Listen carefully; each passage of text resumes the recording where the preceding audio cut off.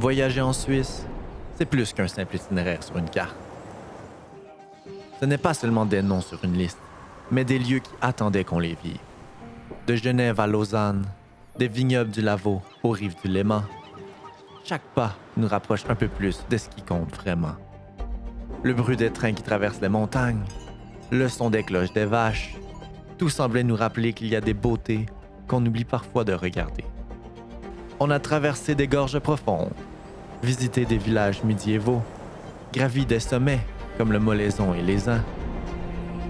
Chaque montée était un effort, chaque souffle, un rappel que la grandeur se mérite. Et puis il y a eu ce moment, ce rêve qui devenait réalité. Voir le Cervin se dresser devant nous, comme un symbole que tout ce qu'on ose poursuivre dans la vie.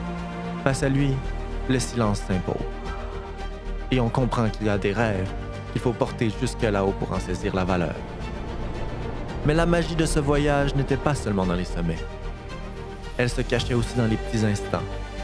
Un bateau qui pend doucement les eaux du Léman, un repas partagé à Gruyère, l'odeur du chocolat à la maison Caillé, ou encore un fou rire autour d'une table après une longue journée.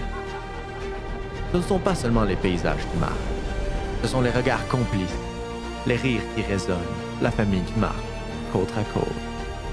Ces instants fragiles où l'on dit « c'est ça, vivre ».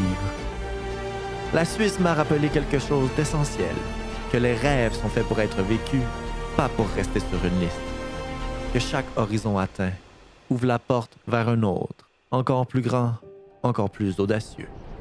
Et peut-être qu'au fond, le plus beau voyage, ce n'est ni une destination, ni un sommet, c'est celui qu'on partage.